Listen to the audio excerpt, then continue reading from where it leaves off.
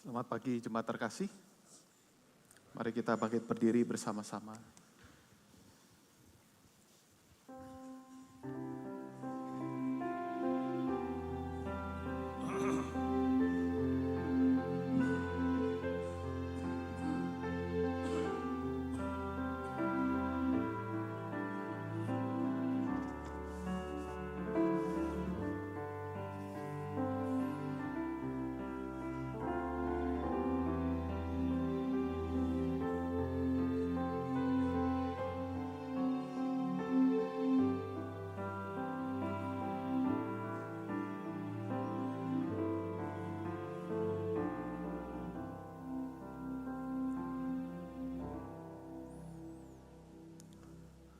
Pertolongan kita adalah dalam nama Tuhan yang menjadikan langit dan bumi, yang setianya sampai selama-lamanya, dan tidak pernah meninggalkan pekerjaan tangannya. Turunlah kiranya atas kita sekalian kasih karunia dan damai sejahtera dari Allah Bapa kita dan dari Tuhan kita, Yesus Kristus. Amin. Amin. Bapak Ibu mesti biasa ini kalau lagu bergirang, Bapak Ibu jangan diam aja begini Bapak Ibu. Saya lihat ada yang diam, ku tak akan jangan Bapak Ibu. Ku tak akan gitu dong Bapak Ibu. Oke.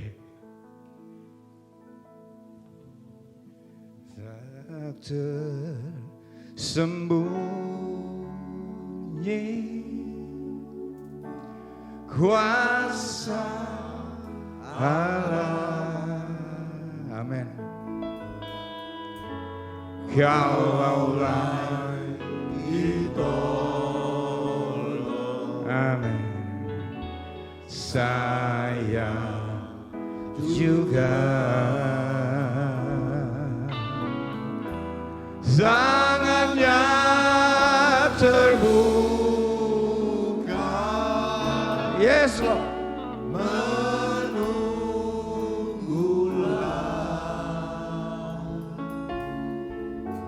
tak tersembunyi kuasa Allah, tak tersembunyi. Nyanyikan dengan imanmu. Kuasa Allah. Teriak sama Tuhan, Tuhan kalau yang lain ditolong, saya tolong juga Tuhan. Kalau lain ditolong, amin, saya juga.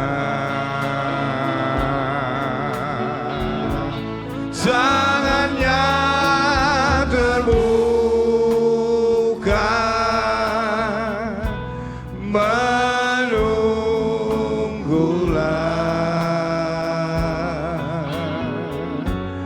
tak tersembunyi kuasa Allah. Sementara musik main lagu ini dalam sikap teduh, seperti lagu ini mengatakan tidak tersembunyi kuasa Allah. Kita perlu Tuhan, saudara. Tidak ada yang mustahil bagi Tuhan.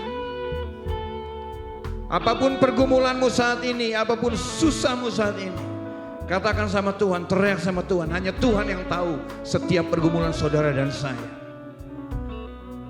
Dan tangan Tuhan sedang menunggu teriak saudara, karena tidak ada yang tersembunyi bagi Dia.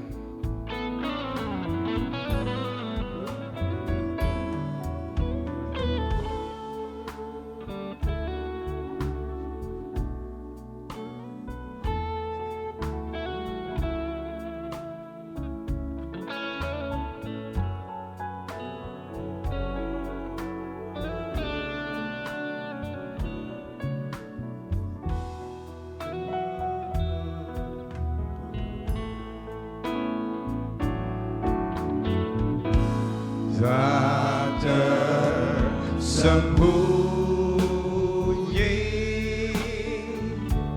kuasa Allah,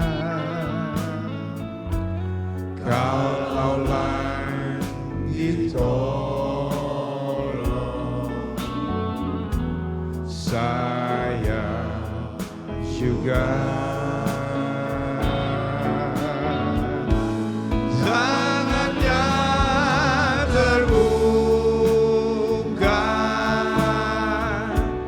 menunggulah,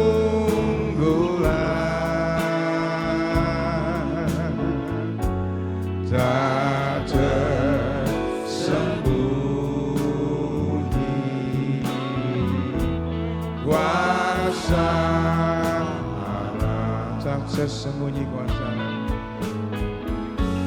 tak tersembunyi kuasa Allah, tak tersembunyi, tak tersembunyi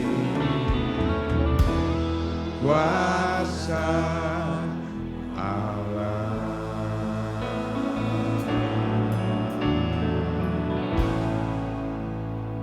Amin. Mari Bapak Ibu kita bangkit berdiri. Kita punya Tuhan yang besar, yang telah berjanji dan sanggup menggenapi janjinya. Mari kita hari ini sepakat saudara, bahwa kemenangan akan kemenangan Tuhan akan berikan buat saudara dan saya.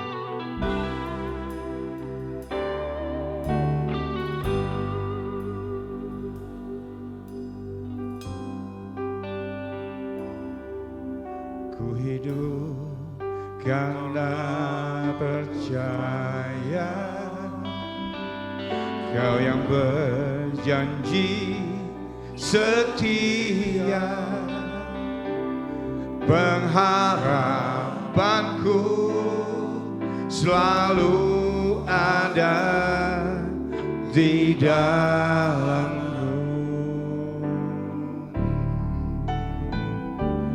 Ku tidak akan menyerah meski dalam kesesakan. Seluruh hidupku dalam genggaman-Mu. Semua katakan, ya aku punya Tuhan yang besar.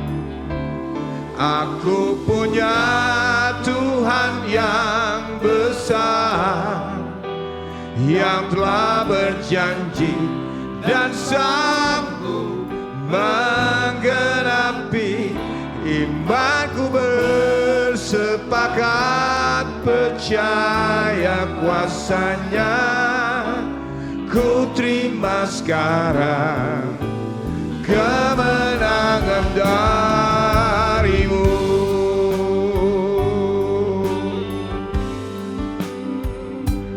Ku hidup karena percaya Kau yang berjanji setia, pengharapanku selalu ada di dalam-Mu. Ku tidak akan menyerah meski dalam kesesakan.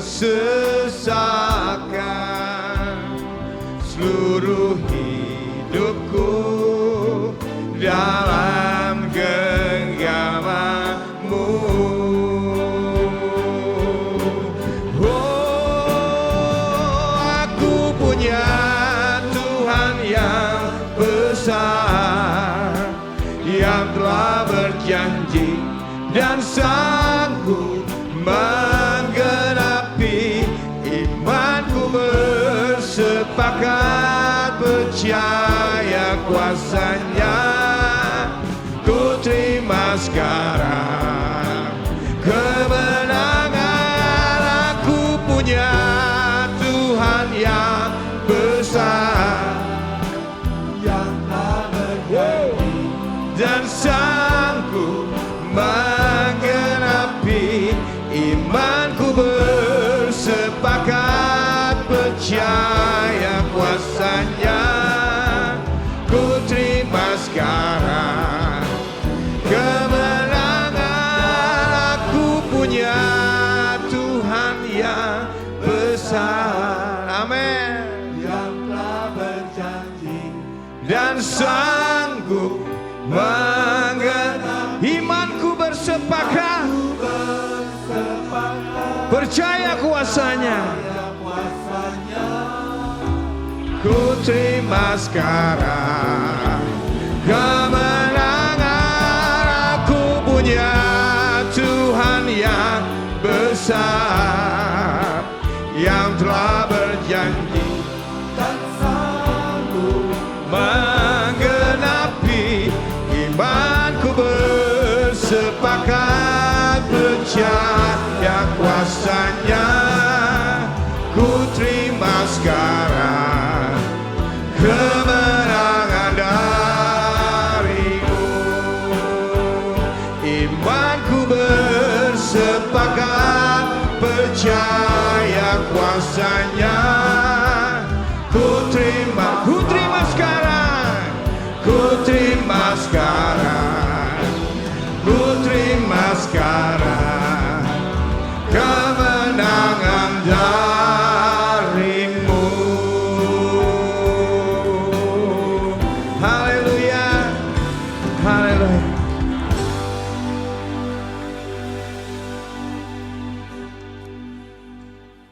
Kita satu dalam doa. Kami mengamini pujian ini ya Tuhan. Kami bersyukur punya Tuhan yang begitu besar dan berdaulat atas hidup kami. Kami bersyukur ketika kami ada pada pagi hari ini semua karena anugerah Tuhan dan kuasa Tuhan. Dan kami sebentar juga akan mendengarkan kebenaran firman Tuhan. Biar firman Tuhan yang penuh dengan kuasa boleh mengubahkan untuk hidup setiap kami. Dan kami berdoa ya Tuhan, kami boleh menjadi pendengar dan pelaku firman yang setia. Kami serahkan untuk pemberitaan firman Tuhan yang sebentar kami akan dengar. Dan Tuhan pakai juga hamba-Mu dalam segala keterbatasan dan kehinaannya. Dan Tuhan urapi dan setiap kami Tuhan lembutkan. Sehingga firman Tuhan boleh turun atas kami. Berkat rohani yang berlimpah turun atas kami dan mengubahkan hidup kami. Kami berdoa, kami serahkan pemberitaan firman hanya di dalam nama Tuhan Yesus Kristus. Amin. Silakan duduk Bapak Ibu. Shalom Bapak Ibu. Kita bersyukur untuk hari ini kita akan belajar kebenaran firman Tuhan dengan judul Yesus berjalan di atas air. Dan ini kita sangat familiar dengan topik cerita ini. Mari kita lihat kembali dalam Markus pasal yang ke-6 ayat 45 sampai 52. Mari kita membaca bergantian. Markus 6 ayat 45 sampai 52. Saya akan memulai ayat yang pertama 45, Bapak Ibu ayat 46, demikian seterusnya. Mari kita membaca bergantian.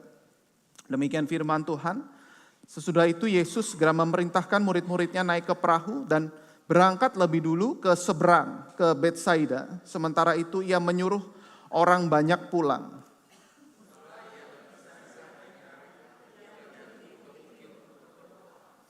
Ketika hari sudah malam, perahu itu sudah di tengah danau, sedang Yesus tinggal sendirian di darat.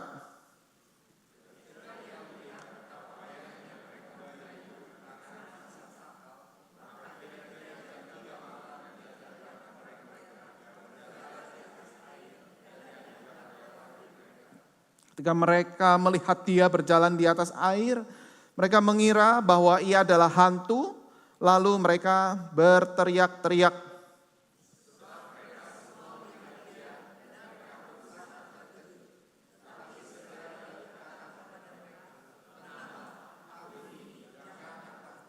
Lalu ia naik ke perahu mendapatkan mereka dan angin pun redalah. Mereka sangat tercengang dan bingung.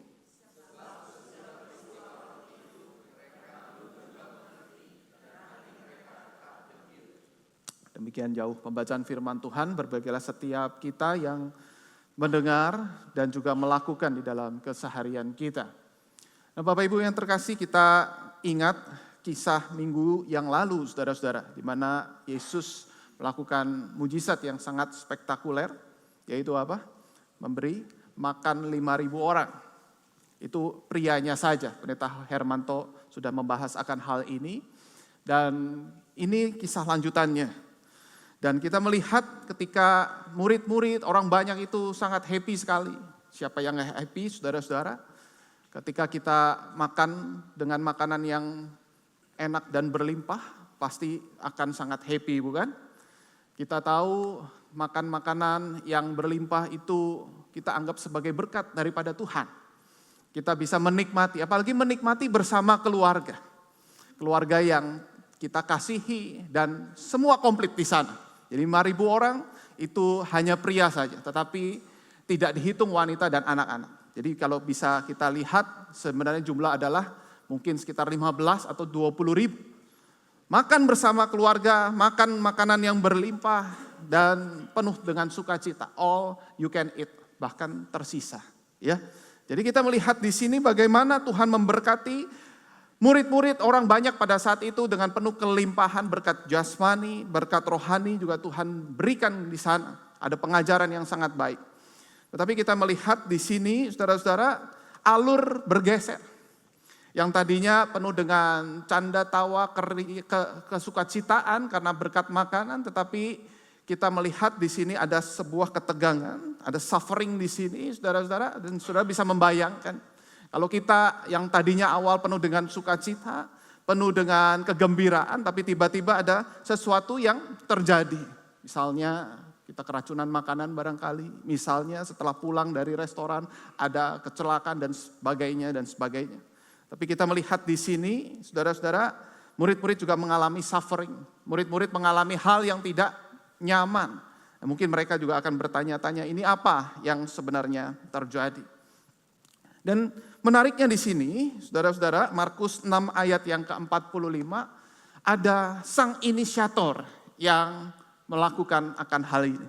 Yaitu adalah sesudah itu Yesus segera memerintahkan murid-muridnya. Nah di sini kita melihat, bukan? Jadi saudara-saudara, ketika murid-murid mengalami peristiwa yang tidak nyaman, di sini ada perintah daripada Tuhan sendiri. Di sini Allah sendiri yang memerintah, Yesus sendiri yang memerintahkan kepada mereka. Memerintahkan murid-murid untuk naik ke perahu, berangkat lebih dulu ke seberang. Lalu orang banyak disuruh pulang. Jadi artinya apa? Ikut Yesus tidak selalu mendapatkan hal yang nyaman. Ikut Yesus tidak selalu mendapatkan berkat. Ikut Yesus tidak selalu mendapatkan mukjizat. Tapi kita percaya ikut Yesus Tuhan selalu menjaga. Ikut Yesus Tuhan selalu menyertai. Karena ketaatan kepada Yesus justru ada banyak anak Tuhan mengalami penderitaan. Ketaatan kepada Yesus ada banyak anak Tuhan yang mengalami sakit penyakit, pergumulan yang tidak mudah. Karena ketaatan Sadrak, Mesak, dan Abednego dilempar ke dapur perapian yang menyala-nyala. Karena ketaatan Daniel, ia dimasukkan ke gua singa. Dan kita lihat di sini, saudara-saudara, bagaimana ketaatan anak-anak Tuhan juga mengalami penganiayaan, hal yang tidak mudah mereka alami. Tetapi, saudara-saudara, ketaatan di dalam pergumulan ini justru membawa sukacita. Karena apa? Karena kita makin mengenal siapa Yesus yang sesungguhnya. Ketaatan yang dilakukan oleh Sadrak, Mesak, Abednego. Wow, ini luar biasa. Di dalam pergumulan yang tidak mudah. Akhirnya apa? Akhirnya melihat ada satu sosok tambahan lagi. Ada 4 orang di sana. Wow, ini luar biasa. Intervensi ilahi. Ada supranatural yang Tuhan nyatakan. Luar biasa sekali. Inilah ketaatan yang tidak enak itu. Tetapi membawa sukacita di dalam pengenalan akan Tuhan. Daniel melihat kuasa Tuhan yang menutup mulut singa. Dan disinilah iman mereka diuji. Iman kita ketika mengikut Yesus, betulkah sungguh-sungguh kita dengan tulus mengikut Yesus dengan setia? Atau jangan-jangan kita hanya ikut Yesus karena ada mujizat? Atau jangan-jangan kita ikut Yesus karena pengen sembuh? Ikut Yesus karena pengen kaya? Dan di sini Yesus menguji iman daripada murid-murid. Maka kita bisa melihat apa yang Yesus lakukan, saudara-saudara. Yang pertama, Yesus memisahkan diri dari murid-murid. Ayat 46, 47, ia berpisah dari mereka, tadi kita sudah baca. Ia pergi ke bukit untuk berdoa. Saudara bisa membayangkan akan hal ini ya. Dipisahkan mereka dari guru yang mereka sangat bergantung, mereka andalkan, Jesus is my hero. Tapi kemudian apa yang terjadi, Yesus sengaja. Ya, saatnya saya berpisah dari kalian. Kemudian ayat 47 ketika hari sudah malam, perahu itu sudah di tengah danau, Yesus tinggal sendirian di darat. Saudara bisa membayangkan ya, anak saya misalnya sangat happy sekali sama teman-temannya di dalam keceriaan. Kemudian, papi nggak usah ikut ya, aku pengen main-main. Begitu ya, mungkin papinya nggak bisa ikut main game yang dia sangat suka bersama dengan teman-temannya. Tetapi begitu mulai ada pergumulan, ada sakit, papi di sini, papi, mami di sini. Aku butuh mami, aku butuh papi. Mami suapin, mami suapin, begitu ya. Nggak ada dibilang, papi di sana aja, enggak. Di dalam pergumulan kita butuh sesuatu yang menolong kita. Pribadi yang menopang kita. Ada orang terdekat yang begitu mengasihi dan memperhatikan kita. Biasanya anggota keluarga kita. Nah di sini saudara-saudara kita bisa melihat murid-murid mengalami badai yang sangat besar itu. Dan di sini tidak ada Yesus di sana. Kalau sebelumnya kita pernah juga mendengar firman Tuhan yang mengisahkan di mana Yesus meredakan angin ribut itu. Ada Yesus meskipun tidur. Masih agak lebih tenang. Meskipun tidak sesuai dengan ekspektasi daripada murid-murid. Ada Yesus sih. Meskipun tidur yang lumayan lah. Tinggal dibangun nih. Guru bangun. Habis itu Yesus bangun kan. Tetapi pada saat itu tidak ada Yesus. Murid-murid tidak melihat Yesus. Dan Yesus memisahkan diri. Dia ada di darat. Dan Yesus berdoa. Tapi kita melihat di sini, Yesus melihat dan kemudian mendatangi mereka. Ini menjadi sangat penting Bapak Ibu. Jadi ketika Yesus memisahkan diri dari mereka, bukan Yesus tidak melakukan sesuatu. Bukan Yesus artinya meninggalkan mereka. Bagi murid-murid sepertinya ada perasaan ditinggalkan oleh Yesus. Tetapi Yesus melakukan sesuatu yang luar biasa. Yesus melihat, ayat 48 katakan, ketika ia melihat betapa payahnya mereka mendayung karena angin sakal itu. Yesus melihat. Yesus matanya tetap tertuju. Yesus tetap fokus untuk menjaga murid-muridnya. Melihat Yesus dengan kita melihat berbeda. Yesus melihat dengan penuh kepedulian. Yesus melihat dengan kesungguhan.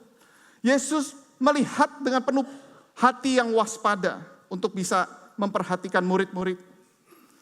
Dan kemudian kira-kira jam 3 malam ia datang kepada mereka dan ia berjalan di atas air.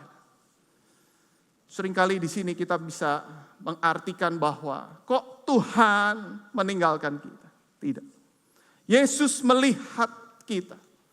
Yesus penuh dengan kepedulian. Bahkan ini dicatat bahwa betul-betul mereka sangat susah payah mendayung. Dikatakan mereka berkeluh kesah, susah payah karena angin sakal itu. Artinya apa? Yesus tahu apa yang mereka lakukan. Yesus tahu pergumulan yang begitu berat sedang menimpa pada diri murid-murid. Dan Yesus melihat apa yang terjadi di sana. Bukan hanya melihat, tetapi Yesus datang kepada mereka. Charles Swindoll berkata begini, saudara, seringkali kita takut akan pengalaman hidup yang sulit, seperti sakit penyakit, kehilangan orang yang dicintai, dan kesulitan keuangan, hanya untuk mengetahui bahwa ternyata justru pengalaman-pengalaman tersebut dapat membawa Yesus lebih dekat kepada kita. Ini maksudnya kenapa Yesus memisahkan diri dari mereka. Tapi Yesus melihat masa-masa yang kritis itu, kemudian Yesus datang. Artinya apa? Kehadiran masalah kita bukan berarti ketidakhadiran Yesus, Bapak Ibu. Yesus melihat krisis yang Bapak Ibu alami. Yesus melihat ketakutan kita. Yesus melihat pergumulan kita dan ketidakmampuan kita. Tetapi Ia akan menolong di waktu yang tepat. Yesus hadir di waktu yang tepat. Untuk apa? Supaya kita melihat bagaimana Yesus yang ajaib itu bertindak dengan waktu yang tepat, dengan bijaksana, sehingga kita makin mengenal Yesus lebih dalam, mengenal Yesus lebih dekat. Dan mungkin kita bisa mengalami penderitaan dengan tujuan kita makin mengenal Yesus. Timothy Keller, dia berkata begini, you don't know that Jesus is the only one you need until Jesus is the only you have. Anda tidak tahu bahwa Yesus adalah satu-satunya yang Anda butuhkan, sampai Yesus adalah satu-satunya yang Anda miliki. Bukankah ini seringkali terjadi di dalam kehidupan kita sebagai orang percaya? Tuhan, kenapa Kau membiarkan masalah ini terjadi? Tuhan, kenapa aku dibiarkan kehilangan? Tuhan, kenapa aku dibiarkan kehilangan orang yang kukasihi? Tuhan, kenapa aku mengalami kebangkrutan barangkali? Di sini kita baru bisa menyadari ketika Yesus yang menjadi segala-galanya dan kita dibiarkan, diizinkan mengalami kehilangan hal-hal yang berharga itu, supaya kita tahu bahwa Yesus satu-satunya yang berharga di dalam kehidupan kita. Dan bukankah kita, kalau boleh jujur, mengenal Tuhan seringkali karena krisis terjadi?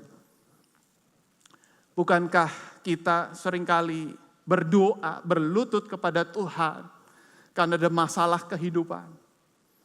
Bukankah Bapak Ibu, dulu waktu percaya Yesus awal-awal sekali, sudah ada banyak mereka yang mengalami krisis ekonomi dan sebagainya. Mereka nggak tahu, mereka menyerah. Ini saya nggak tahu hari depan seperti apa. Dan di situ kita berlutut di hadapan Tuhan. Tuhan, aku mau percaya kepadamu. Aku mau terima Yesus. Dan di situ kuasa Yesus menjamah kita. Kuasa Yesus hadir di tengah kita. Dan di situ kita terima Yesus. Bukankah seringkali ketika mentok, kita angkat tangan, Tuhan turun tangan. Ketika kita menyerah, di situ Tuhan intervensi dalam hidup kita. Tetapi seringkali juga Tuhan melakukan hal yang sebalik. Ketika kita mengandalkan diri, mengandalkan apa yang kita punyai, Tuhan sepertinya seolah-olah membiarkan. Tuhan seolah-olah tidak hadir dalam hidup kita. Karena apa? Dia tahu kita tidak mengandalkan Tuhan.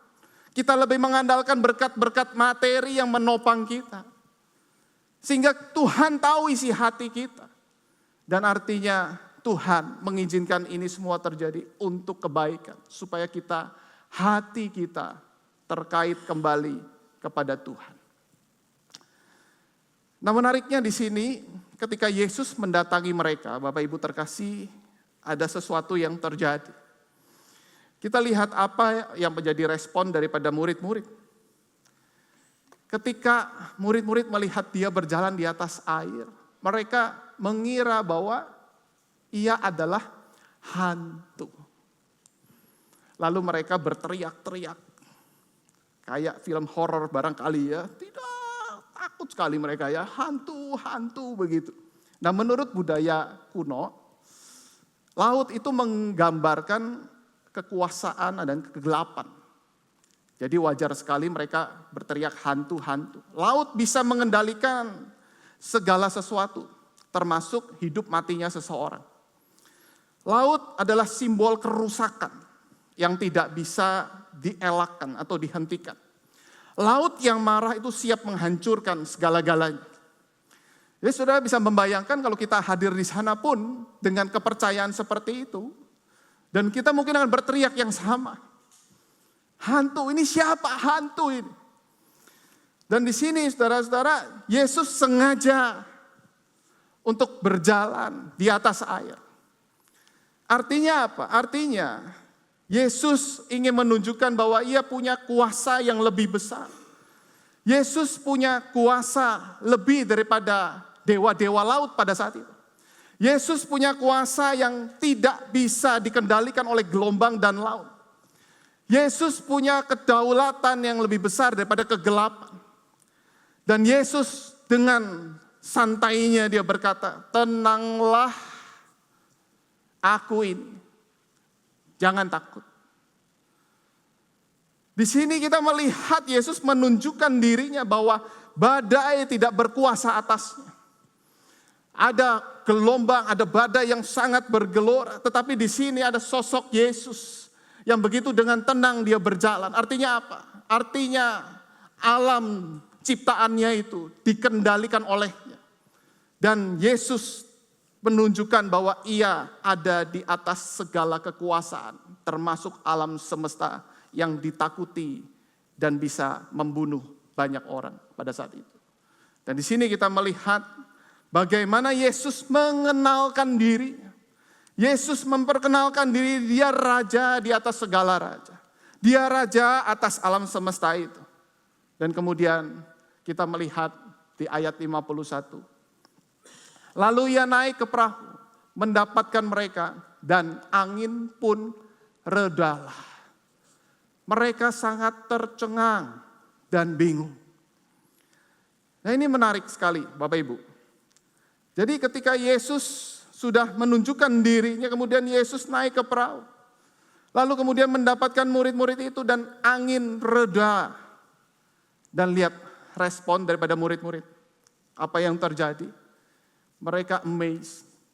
Mereka takjub, tercengang dan bingung. Ini maksudnya adalah mereka sangat takjub sekali. Wonder dalam bahasa Inggrisnya. Dalam bahasa Indonesia kurang tepat. Tetapi dalam bahasa Inggris mereka sangat terpesona, kaget, heran, takjub. Luar biasa, ini siapa sosok yang seperti ini? Dan kita bisa melihat bukan?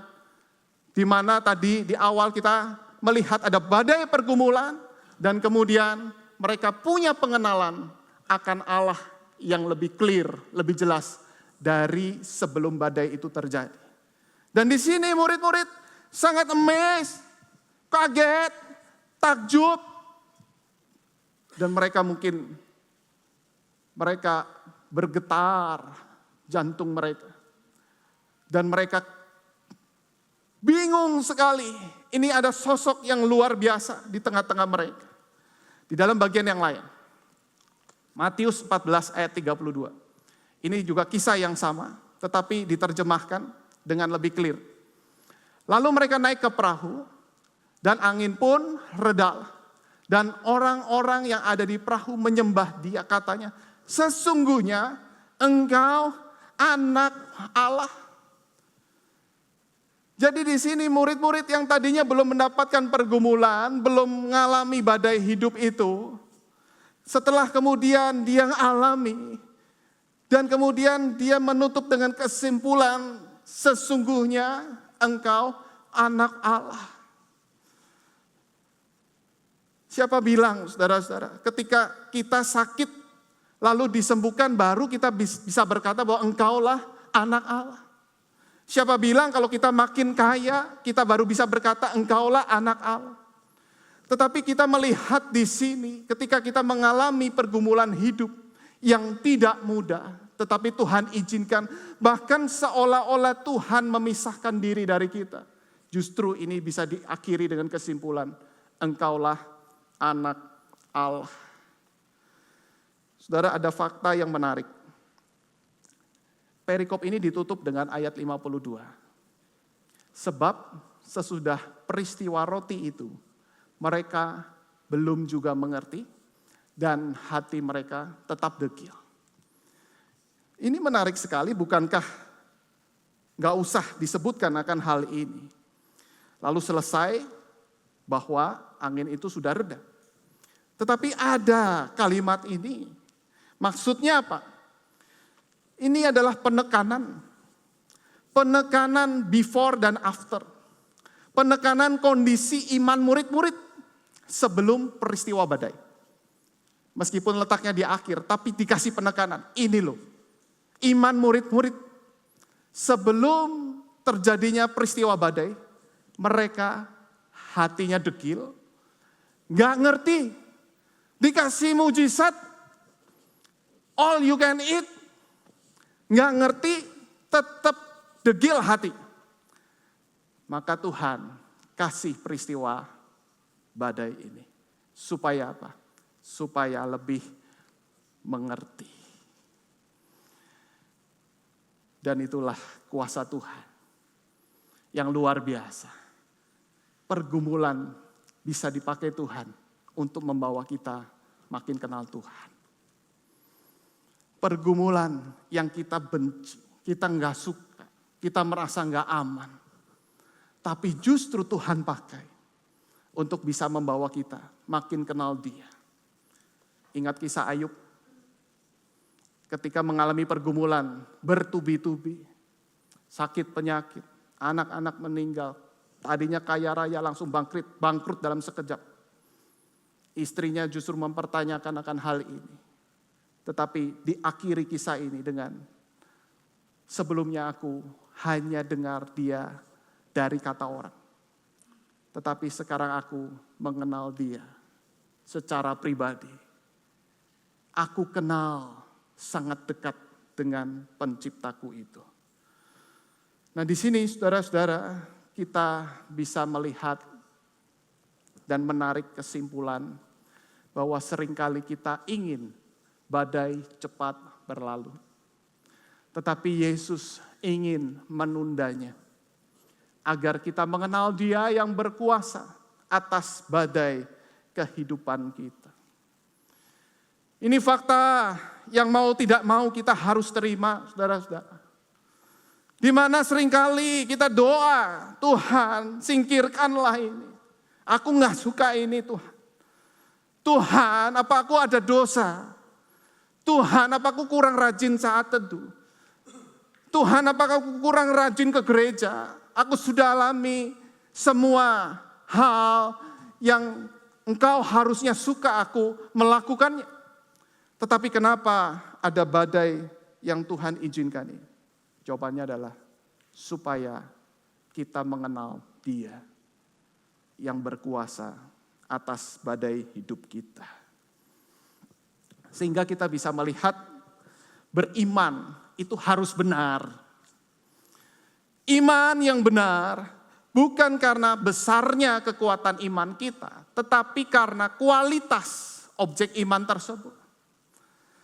Murid-murid pada saat itu juga imannya sedang bergejolak. Tetapi Tuhan ingin menunjukkan ini loh kualitas yang kamu imani. Ini punya kualitas yang sangat melampaui dari apapun juga. Jadi di dalam iman apapun kondisimu, datanglah kepadaku. Kau mungkin sedang ragu-ragu, tetapi engkau ketika keraguan-raguanmu itu tertuju padaku dan kau betul-betul berharap kepadaku, aku mampu melakukan semuanya untukmu. Markus 9 ayat 24. Perhatikan di sini ya. Langsung ayah itu berteriak, Tuhan, saya percaya tetapi iman saya kurang. Ini imannya bukan iman yang hebat, bukan iman yang besar. Tapi dia jujur, iman saya kurang Tuhan. Dan Tuhan sembuhkan. Tuhan bekerja dengan luar biasa. Karena apa? Iman yang kurang tetapi ditujukan kepada Tuhan yang besar. Iman yang sangat kecil tetapi ketika ditujukan kepada Allah yang besar maka Allah akan bertindak untuk bisa mewujudkan rencananya. Sehingga kita bisa melihat di sini Pendeta Bigman Sirait, dia pernah berkata, iman yang besar itu percaya bisa memindahkan gunung. Amin, amin. Tetapi lihat, iman yang besar itu berbeda dengan iman yang benar. Iman yang benar tetap percaya sekalipun gunungnya tidak pindah. Jadi jangan hanya kita punya iman yang besar, tapi iman yang benar. Iman yang betul-betul diarahkan pada kualitas daripada objek iman kita, yaitu Allah kita itu. Dan Allah kita yang besar itulah yang berkuasa, bukan doa kita. Bukan kehebatan pendeta yang berdoa. Tetapi karena punya Allah yang besar, yang hebat itu yang bekerja, siapapun yang berdoa. Di situ Tuhan bekerja. Di situ Tuhan akan merencanakan kedaulatannya dan mewujudkannya. Tetapi Tuhan juga tidak ingin kita punya iman yang kecil terus. Tuhan menghendaki iman kita bertumbuh. Dari kecil bukan jadi besar, tapi jadi benar. Nah, apa bedanya? Iman yang kecil, ini selalu begini. Saya tidak yakin Tuhan mengabulkan doaku. Saya tidak yakin Tuhan memberikan mujizat kepadaku. Saya bukan siapa-siapa. Jadi seluruh hidupnya itu tidak yakin, selalu dilanda dengan kekhawatiran, imannya kecil terus. Padahal pengalaman-pengalaman hidupnya membuktikan Tuhan bekerja. Tuhan berdaulat. Tetapi selalu, saudara, orang ini tidak yakin dengan kuasa Tuhan. Ini iman yang kecil. Iman yang kecil harus bertumbuh. Terus bertumbuh untuk mengenal Tuhan yang benar.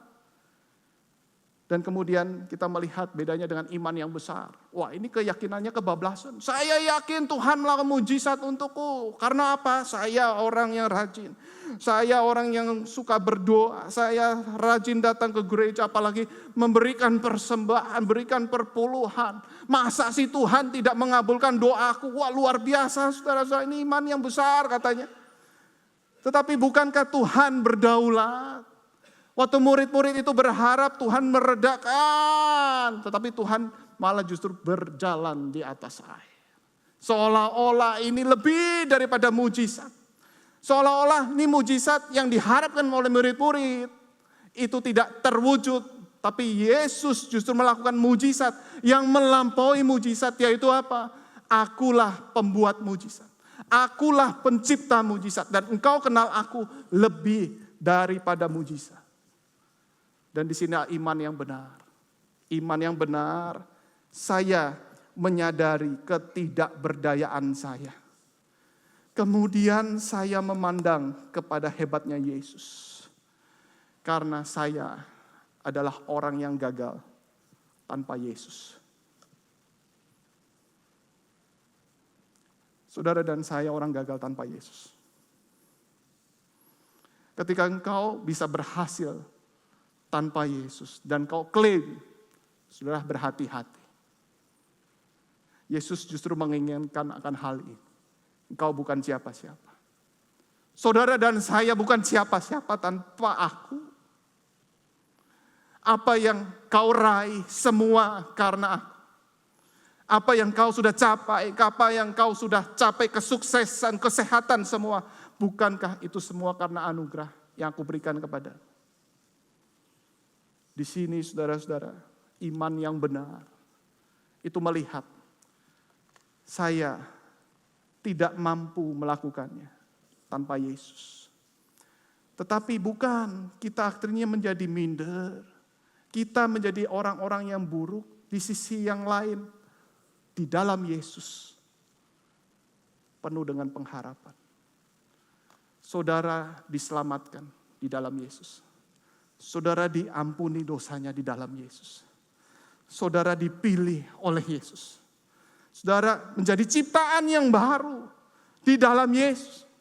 Kita diadopsi menjadi anak-anak Allah. Saudara bayangkan, tadinya musuh Allah, tapi kemudian diadopsi menjadi anak-anak Allah di dalam Yesus. Dan kita dikasihi di dalam Yesus. Kita diterima di dalam Yesus, kita disayang. Dan bahkan kasihnya tidak mungkin membuat kita berpisah dengannya. Dan kita dikasihi untuk selama-lamanya di dalam Yesus. Dan inilah sukacita ketika kita mengalami penderitaan tetapi di dalam Yesus. Kekuatan di mana kita disayang oleh Tuhan. Itu menjadi kekuatan yang sangat powerful sekali. Untuk kita bisa melewati badai. Dan setelah itu kita bisa menyimpulkan, ini semua Tuhan turut bekerja untuk mendatangkan kebaikan bagi setiap kita. Mazmur 91, orang yang duduk dalam lindungan yang maha tinggi dan bermalam dalam naungan yang maha kuasa, dwells in the shelter. Inilah orang-orang yang diam di dalam Tuhan. Apakah kita sering diam di dalam Tuhan?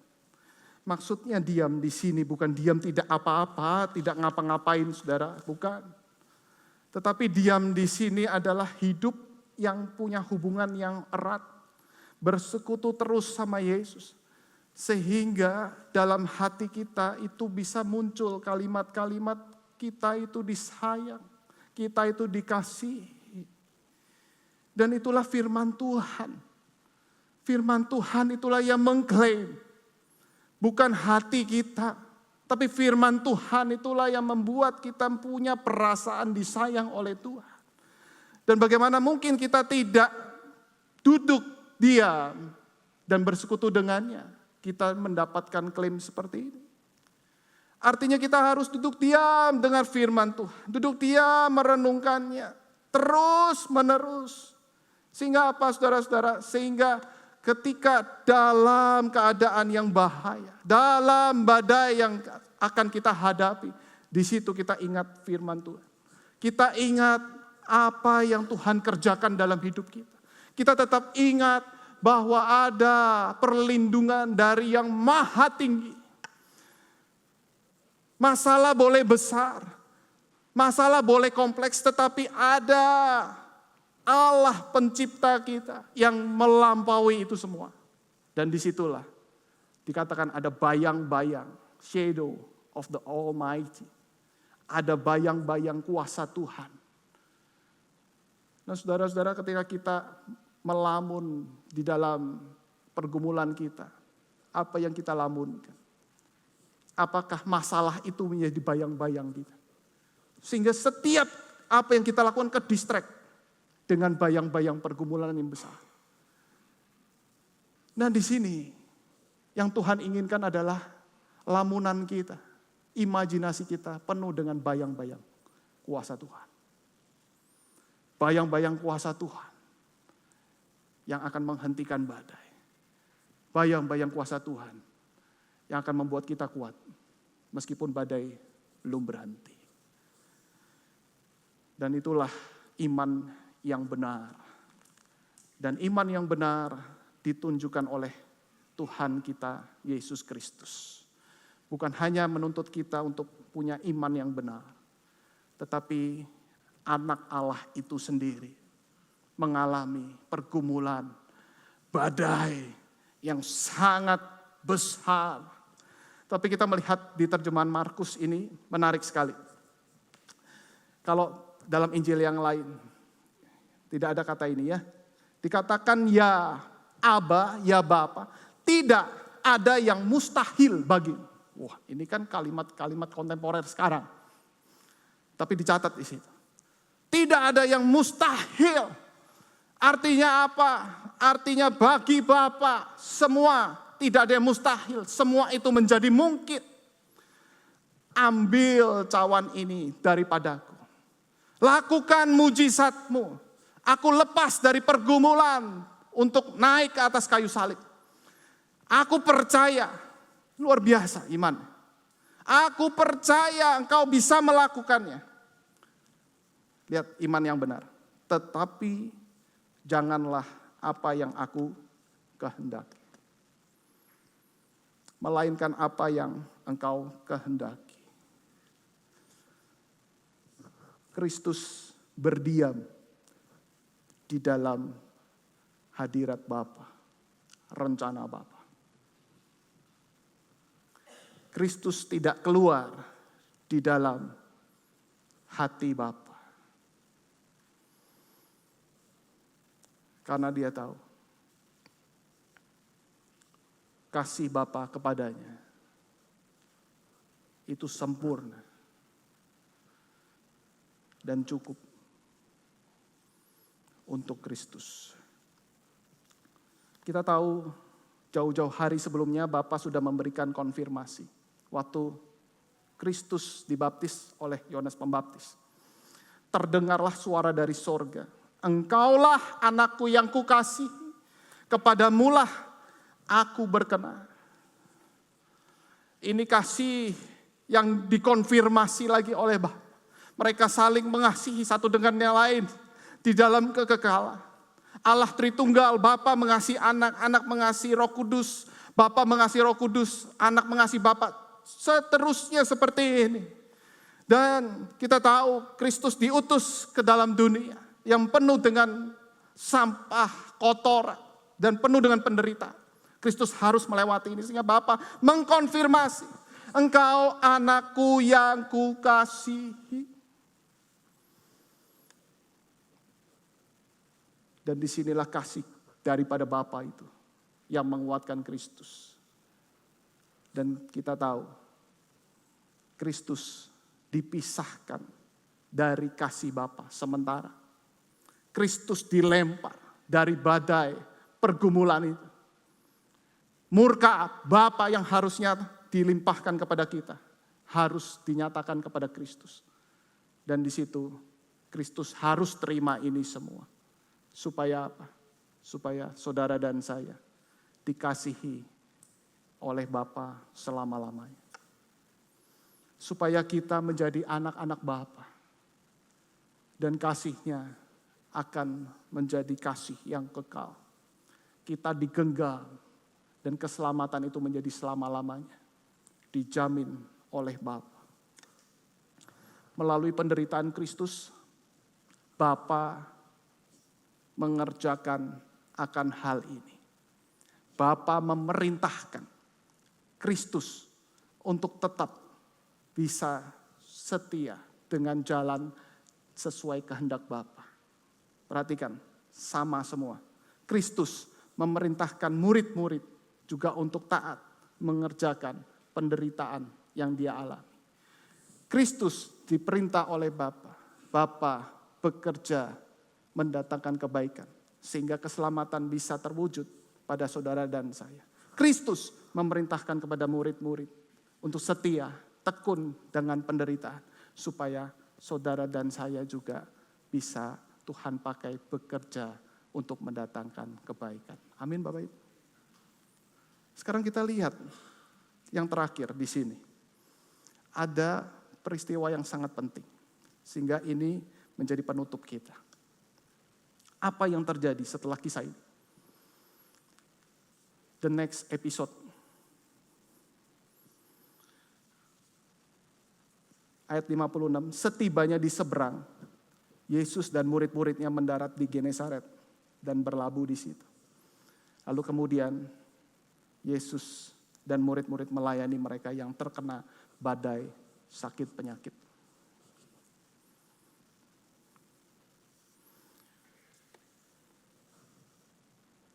Indah rencana Tuhan. Ketika izinkan murid-murid terkena badai, ternyata punya maksud yang baik. Supaya apa? Supaya mereka melayani sesamanya yang juga terkena badai.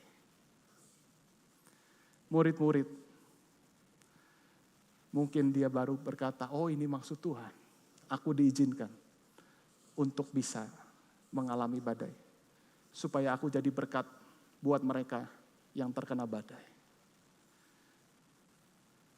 Apakah kita punya iman yang seperti ini? Ketika menghadapi badai pergumulan. Apakah kita pernah bertanya sama Tuhan? Ketika aku mengalami badai kehilangan ini Tuhan. Jangan-jangan Tuhan mau pakai aku. Untuk jadi berkat. Buat sesamaku yang juga mengalami kehilangan. Apakah ketika aku mengalami kebangkrutan. Jangan-jangan Tuhan mau pakai aku. Untuk melayani mereka yang di dalam keadaan ekonomi di tengah bangsa yang sulit hari ini. Ketika aku mengalami sakit penyakit, mungkin aku mendampingi pasangan atau orang tua yang mengalami sakit penyakit. Jangan. Tuhan siapkan aku untuk bisa melayani mereka yang juga mengalami sakit penyakit. Karena aku sudah mengerti obat-obatan, sudah mengerti rumah sakit yang baik, dokter yang baik. Jangan-jangan Tuhan mau pakai aku untuk bisa melayani mereka. Dan inilah cara Tuhan dan maksud Tuhan. Ketika murid-murid diizinkan mengalami badai. Langsung begitu mendarat. Yuk, kita layani mereka. Mereka kasihan, kena badai pergumulan. Meskipun beda sama kamu. Tapi tahu rasanya nyawa terancam seperti apa. Kita layani mereka. Dan mari kita hari ini punya iman yang benar. Pikiran tertuju ke depan. Ada badai, tapi kita tetap percaya, berharap kepada Tuhan. Ada maksud Tuhan yang baik di dalam hidup kita. Saya tidak tahu kondisi apa yang saudara alami pada saat ini. Apakah badai sudah berlalu? Kalau sudah berlalu, tanya Tuhan. Jangan-jangan aku dipakai Tuhan untuk menjadi berkat bagi mereka yang terkena badai saat ini. Atau mungkin saudara sedang mengalami badai yang belum berlalu. Kalau saudara saat ini sedang menghadapi badai, lihat Tuhan. Pandang wajah Tuhan. Dia Tuhan atas badai kehidupan kita. Ya Tuhan, di tengah-tengah gelombang kegelapan malam yang seolah-olah mau menenggelamkan kami. Kami percaya Engkau hadir di dalam kehidupan kami, bahkan Engkau berdoa bagi kami. Tuhan, pada saat seperti ini, ketika kami menyerahkan dan melihat Engkau Tuhan, kami bahkan serahkan pergumulan gereja ini ke dalam tangan-Mu. Setelah kami berada di tempat ini 3-4 tahun lamanya, kami menyadari bukan hal yang mudah untuk melayani Engkau. Tetapi kami percaya ketika kami terus berharap dan bersandar padamu, suatu saat nanti kami akan melihat kemuliaan Tuhan akan dinyatakan lewat gereja ini. Dan bukan hanya gereja ini yang mengalami pergumulan, kami masing-masing pribadi ya Tuhan. Punya pergumulannya dan Engkau pun memperhatikan, Engkau pun melihat. Hamba-Mu saat ini berdoa ya Tuhan untuk jemaat-Mu yang ada sakit penyakit di dalam tubuhnya. Bahkan yang belum menyadari di dalam tubuhnya ada penyakit yang cukup serius. Tuhan, ada yang sakit Parkinson, Engkau sembuhkan. Ada yang sedang menjalani terapi di Sydney, Engkau jamah dan Engkau sembuhkan. Ada yang cucunya mungkin mengidap sedikit OCD ya Tuhan, Engkau sertai dan Engkau tolong keluarganya untuk membina dan menterapi. Ada yang mungkin punya sedikit gejala autis ya Tuhan, Engkau juga sembuhkan, Engkau tolong supaya melalui terapi yang panjang anak ini boleh tumbuh normal. Tuhan, bahkan ada jemaat-Mu yang belum lama menjalani operasi otak di Singapura, ya Tuhan kiranya Engkau juga sembuhkan. Engkau terus pimpin di dalam proses pemulihannya. Ada yang baru saja menjalani operasi tulang. Ya Tuhan, demikian juga Engkau sembuhkan. Engkau terus memberikan kesehatan demi kesehatan kepada jemaat-Mu di tempat ini. Tetapi juga kami percaya Tuhan, setiap kami masing-masing tidak mungkin tidak punya pergumulan, tidak punya kelemahan, tidak punya pergumulan doanya. Pasti ada. Karena kami yakin Engkau maksudkan supaya kami terus menerus bersandar dan semakin dekat kepada Engkau, semakin bertaut pada kuasa-Mu ya Tuhan. Amin. Dan sekarang ya Tuhan, ini kami mengulurkan tangan untuk meminta Engkau memegang kami, menguatkan kami. Tuhan, ini kami semua. Bahkan yang mempunyai pergumulan-pergumulan dalam keluarganya, pergumulan finansial, pekerjaannya, tantangan di dalam kuliahnya, dan apapun itu ya Tuhan, yang tidak mungkin hamba-Mu sebutkan satu persatu. Tetapi sama seperti ketika murid-murid sedang mengalami ketakutan di tengah-tengah gelombang dan Engkau di atas bukit melihat dan Engkau berjalan di atas air. Kami percaya Engkau sedang berjalan di atas semua pergumulan kami untuk datang menolong kami. Supaya pada waktunya ya Tuhan, ketika kami dimenangkan oleh semua pergumulan karena Engkau menganggap proses kami dipertumbuhkan sudah selesai.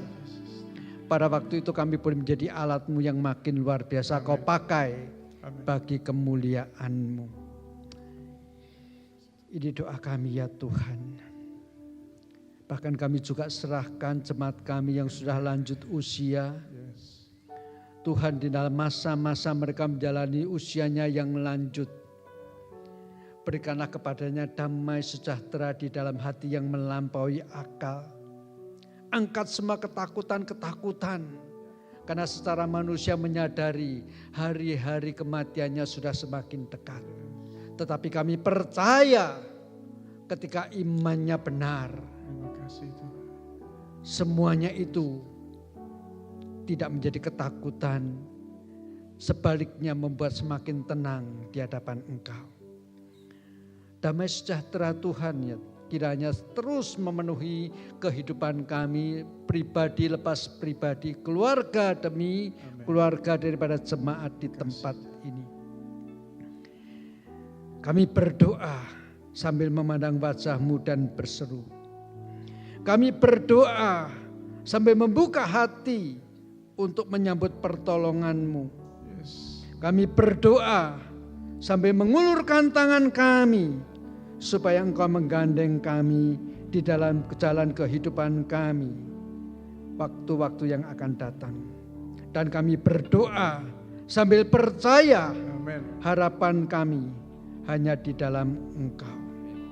Kami berdoa di dalam satu nama, nama yang mengasihi kami dan yang berkorban bagi kami di atas kayu salib. Nama yang manis bagi kami, Tuhan kami Yesus Kristus. Amin. Mari kita sekarang berdoa seperti yang diajarkan oleh Tuhan Yesus kepada setiap kita dengan doa seperti ini. Bapa kami yang di surga, dikuduskanlah nama-Mu, datanglah kerajaan-Mu, jadilah kehendak-Mu di bumi seperti di surga. Berikanlah kami pada hari ini makanan kami yang secukupnya, dan ampunilah kami akan kesalahan kami, seperti kami juga mengampuni orang yang bersalah kepada kami. Dan janganlah membawa kami ke dalam pencobaan, tetapi lepaskanlah kami daripada yang jahat, karena Engkau lah yang punya kerajaan dan kuasa dan kemuliaan sampai selama-lamanya. Amin. Mari kita bangkit berdiri. Bagi Bapa, Anak dan Roh, puji, hormat dan mulia, dulu sekarang tak berubah, hingga selama-lamanya.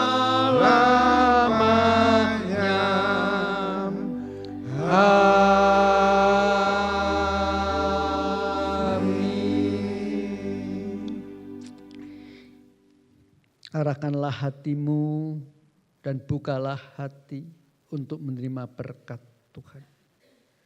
Kiranya kasih karunia daripada Allah Bapa, cinta kasih dan damai sejahtera Tuhan Yesus Kristus yang melampaui segala akal, penyertaan dan pertolongan Allah Roh Kudus menyertai saudara-saudara sekarang ini sampai selama-lamanya. Amin.